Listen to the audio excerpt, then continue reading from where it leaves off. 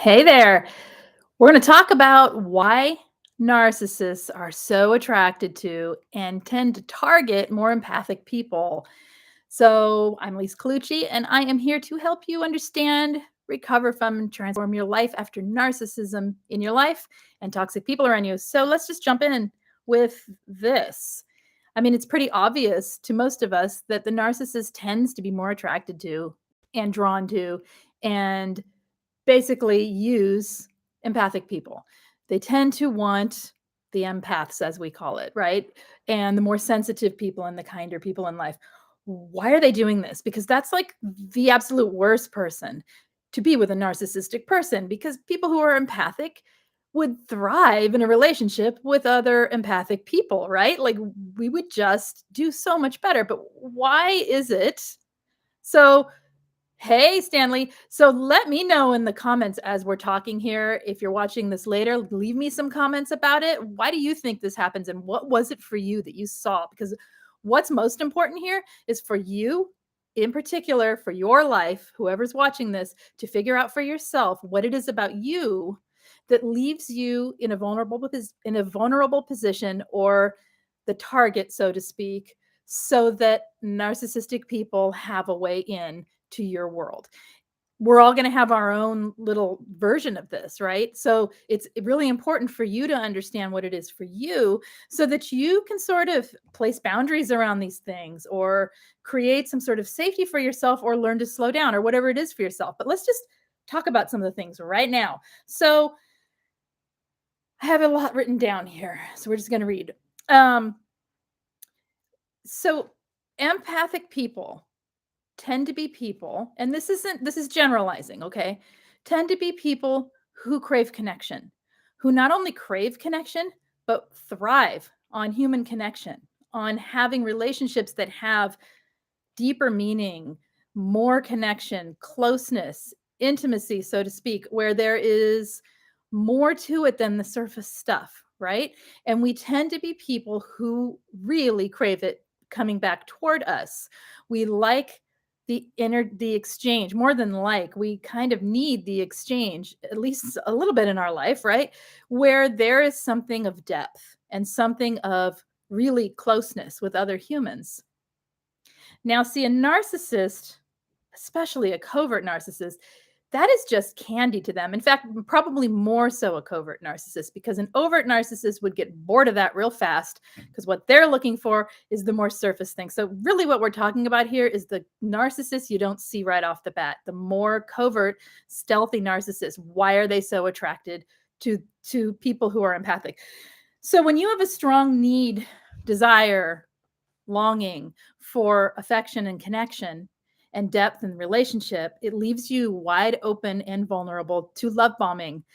A narcissist who sees that in you, if they are the type that can love bomb in a stealthy way, it will feel like a soulmate, a connection. People say a twin flame or whatever, right? It'll feel like in the beginning you have finally met someone who is able to express themselves the way you've always wanted, the way you need, the way that nobody else in the world can't quite can for you.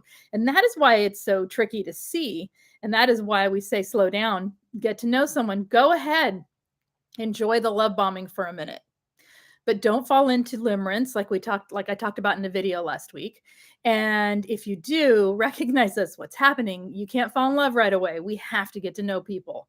Okay. In fact, that's part of the fun, is getting to know people. So this could be in any kind of relationship, not just romantic, right? This can be in friendships. This can be at a workplace. You can be basically schmoozed, right, into believing that you've got connections in that workplace. And really, it could be a narcissistic person. So if you are vulnerable and open to that connection so much without any boundaries in place and without any time spent, you see, it leaves you so that they can get in, but it also is a very strong reason. And the reason that they want that connection, they want you to believe there's that connection, is so that you're on the hook, so that they can groom you. They may not be highly aware of that. That's what they're doing, because to them, the connection you're giving them feels good. All right. It's something they can't do on their own. It's something they are lacking. I remember taking a walk with someone I just knew was narcissistic.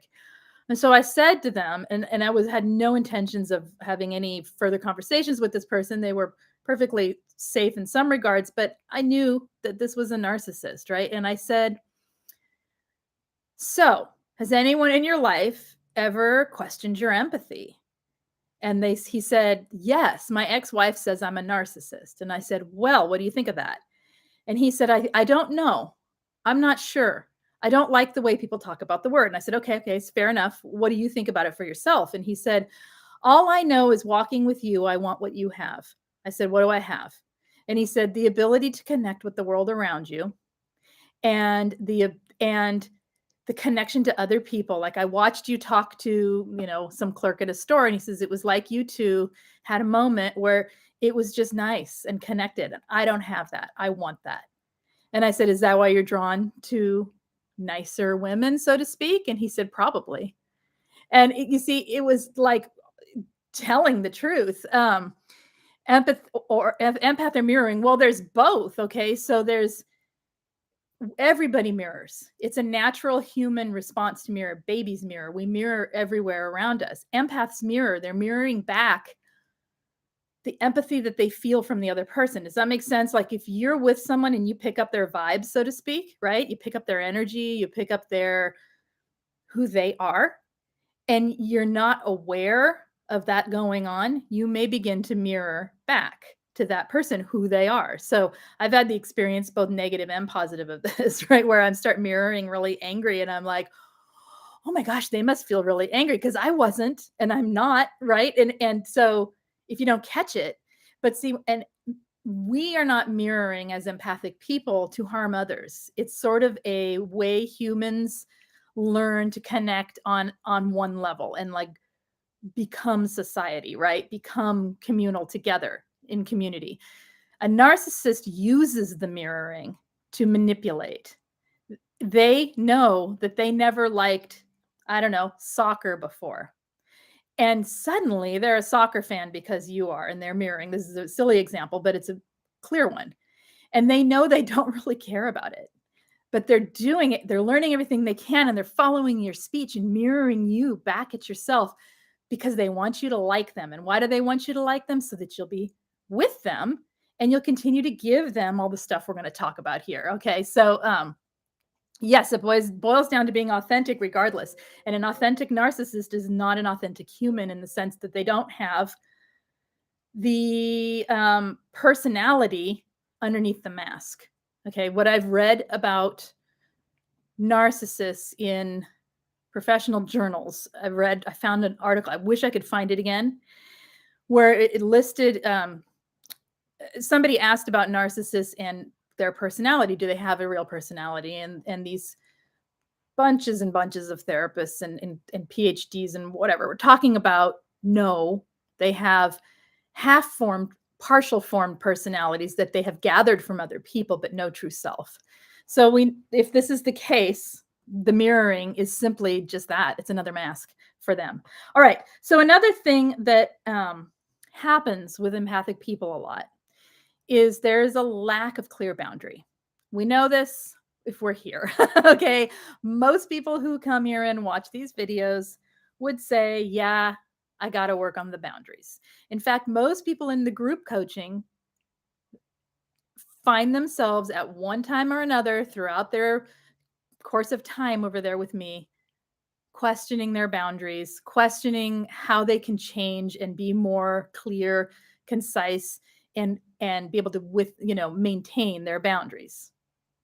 So knowing this, not all, many empathic people have very good boundaries. Let's put it that way. Many don't. So if you're a person who recognizes you get sloppy with your boundaries, you're soft with your boundaries, you don't know what boundaries means, you aren't able to implement having boundaries without feeling like you're hurting everybody else's feelings, and so you just don't do it, this one's for you. Okay, because what a narcissist does is they push on everybody's boundaries. And if you don't have any, it's a wide open door for a narcissistic person to manipulate you. They will come in and they will take a hold of that and start creating a world where you can't even make a choice about anything in your life. All right. So, and they're attracted to you because they can do that. And because what a narcissist is after, to get back to the topic here, is control. They're after control and supply. They like to manipulate the world around them to serve the face, the mask, the deception of what their ego is telling them they are. Does that make sense? They're presenting the world and to themselves a false persona, which is just their ego. It's a projection of what they believe they are or who they wish they are. Okay. And in order to maintain that, you have to be the conductor of the entire world around you. You have to, basically, people have to be puppets saying to you what it is you need to hear in order to keep that ego inflated and to keep that false persona and mask tightly fitted onto your face, right? If you're a narcissist, that's their life. So if you don't have boundaries, it's perfect, right? It's perfect. Okay, so another thing, what did I say here? Okay, this one's harder to talk about because it's hard to describe it. But a lot of people I speak to, and I'm going to take a break here real quick. I'm going to say, if you are needing help with anything, check out the information in the group, in the description of every video. There's information on group coaching, and peer support.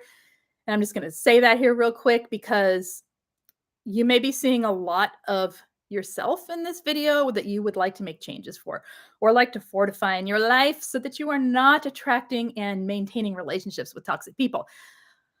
Okay, so what I wanted to say is that a lot of people I speak with, they are so nice, right? So loving, so kind, and so distant from themselves. They are have such trouble staying grounded and rooted inside their body. They've learned to disassociate.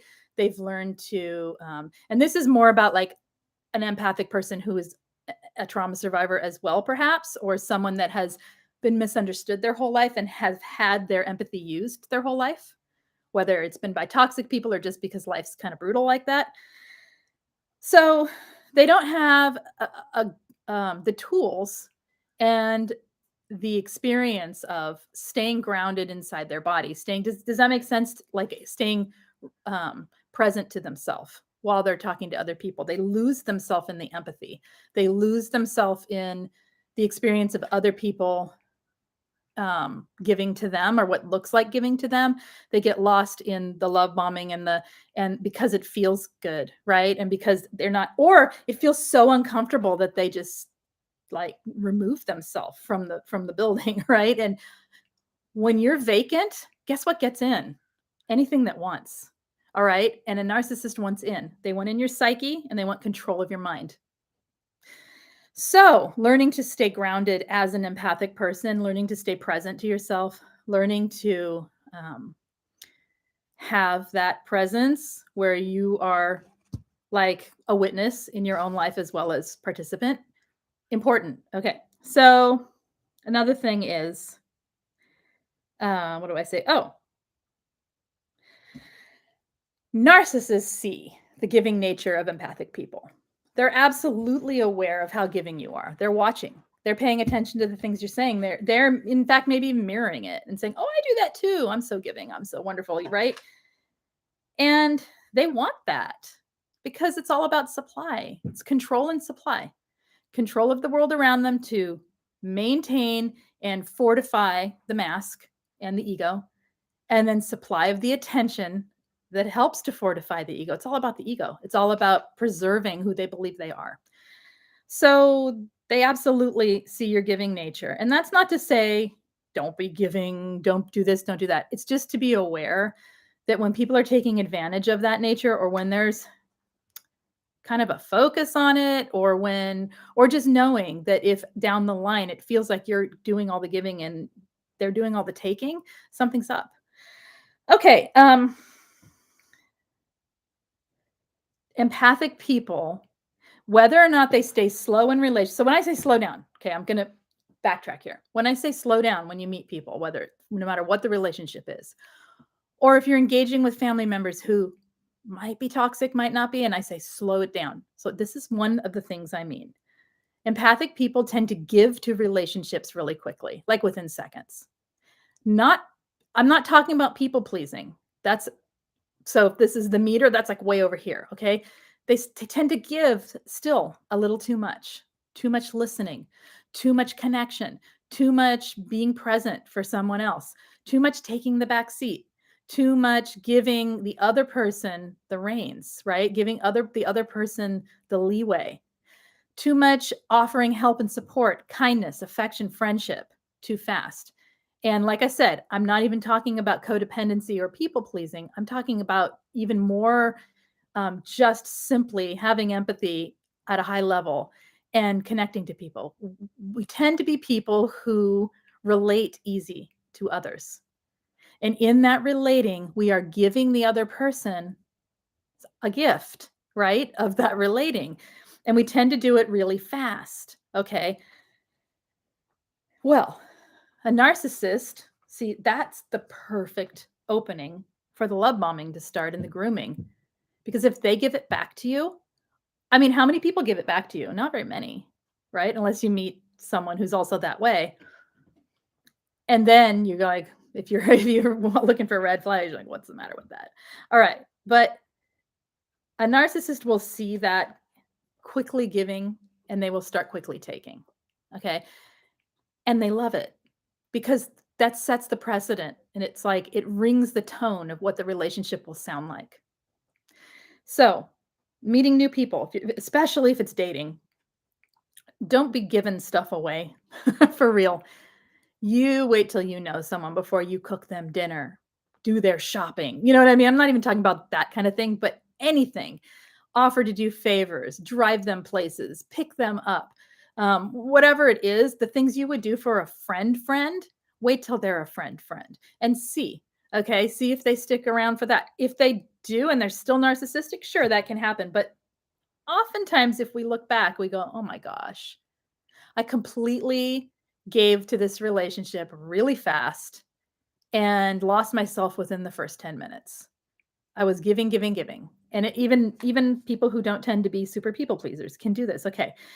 Another reason that narcissistic people are so attracted to and then tend to target empathic people is compassion. Okay. The covert narcissist thinks that they have the same compassion, or they want you to think that they have the same compassion, or they truly believe that because they do X, Y, and Z, which is beneficial to people, that makes it okay to be not so great otherwise. All right. So because they don't take accountability, right? So a covert narcissist will be mirroring and also matching. And also they tend to be people who are more the vulnerable narcissist, right? They will do the good deeds and be nice to other people and be friendly sometimes, and then until they're not. And it's not just a bad mood, you guys. When a covert narcissist flips, it's not just someone in a bad mood.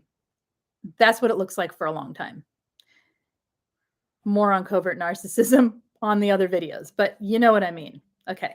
Anyway, it's about the compassion. They want your compassion, especially the vulnerable narcissists. They see themselves as a victim and you're giving them compassion. It's perfect. All right. They want your empathy, all for themselves.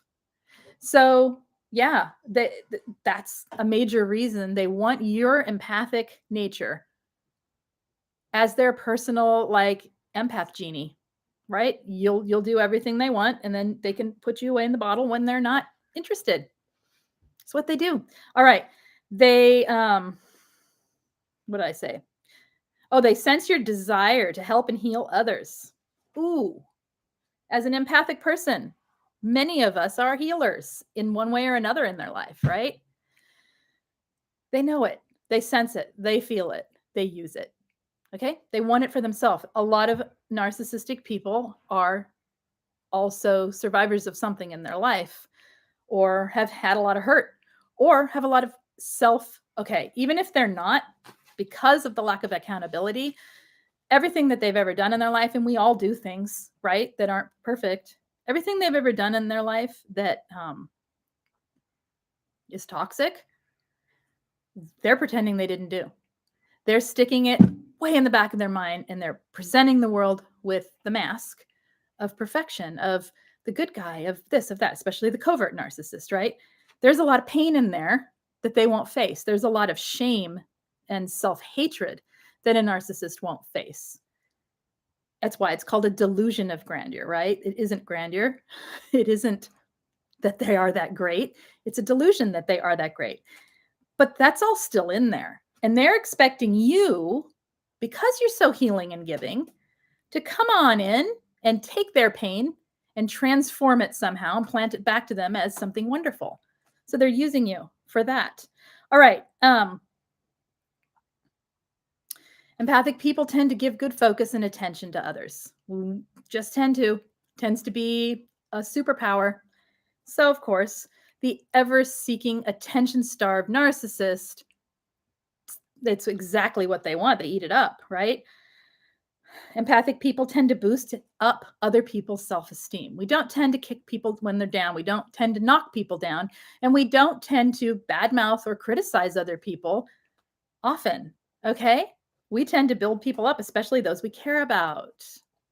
Well, what's more perfect for a narcissist, right?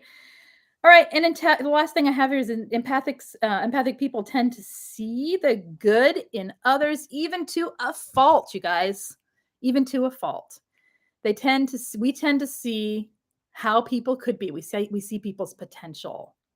Is that not true? I mean, I know for myself, it has been, and it's gotten me into trouble more than once, and probably will, because I don't want to lose that in myself. But what I need to do is get smart with it. And so do you, maybe, right? To get wise with it so that, yeah, of course you give people chances. And of course you see the good in people. I couldn't coach if I didn't do that.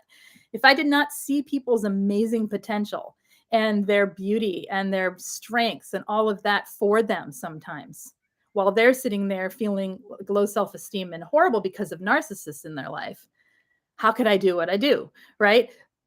And I personally am aware that when someone is seeking that, when someone is pulling it out and like drawing it out of me, when someone has given enough chances and they don't make changes, when someone quits taking accountability or never has taken accountability, when someone will not face who they are in order to make themselves better on their own and expects me to do the work for them, that's a problem. And so, no, thank you, right? Okay, so I'm going to stop here a second. I'm going to say, you guys hit the thumbs up and subscribe if you are enjoying these videos. Let me know in the comments what you want for live streams, what you want for videos, and so that we can keep talking through the weeks ahead, and where you guys are at, what kind of information you'd like here, because this place in the live streams, it's about the back and forth when we have people in here, right? And I want it to be something that is you focused, right? Not just what comes up in my crazy head. So yeah, let me know what you want to talk about. I do my best to try and take a few, stick them together and see what works, right? And see if I can get as many things talked about as possible on here. Other than that, if you are feeling like any of this made sense to you and any of this is kind of what you're living and what you're experiencing, and you're like, well, now I feel bad because I shouldn't be that way. You should be 100% who you are. It's about shoring up, right? It's about, what's the word? Learning to use these strengths that you have, this you-ness of who you are, the drive and the desire to be what you are, and the empathy that you feel for others in a way that also serves your life. Okay, number one, you have to serve yourself, because without taking care of yourself, without self-care, without having self-esteem and worthiness for yourself, your light is dampened and you're not able to shine as brightly as you would like to. You're not able to give the way you'd like to give without it draining and depleting you. So number one is you guys. And then it's about learning to use your empathy rather than let your empathy use you. Does that make sense? Rather than a lot of people say, I hate that I'm so sensitive. I hate that I am empathic. I wish I could just, not feel these things. Well, okay, And you do feel these things. So let's learn to use them in wise ways with compassion for self, compassion for others, and not hate our empathy. Okay. It's a superpower. And there's a lot of ways in which each person can individually learn to be a stronger, healthier empath for themselves and for their personal life, right? Okay, because we aren't taught that. We do not have a society that I know of anywhere. I've never heard of a society that truly teaches how to be a strong and healthy empath. We just don't live in it, at least not right now. So, strong and healthy narcissist, healthy is a relative term. We have a nice world for learning how to do that. Okay, so get the help you need for that. Start questioning in a positive way without self-criticism and self-judgment about it, and see if you can find a way to get these little pieces and whatever else is out there that you know of why narcissists are so attracted to the empathic person, and making yourself like make it so they can't touch you, or at least if they do, you're able to recognize it and get away. All right, it is both a blessing and a curse. That's right. Okay, you guys, I'm gonna take off here, I think, and I will be back next week with more live streams, more videos, and all that good stuff. So hit the thumbs up and subscribe, like I said, and yeah, let me know what you want to talk about next week. I'll see you guys next time. Have a good weekend. Bye bye.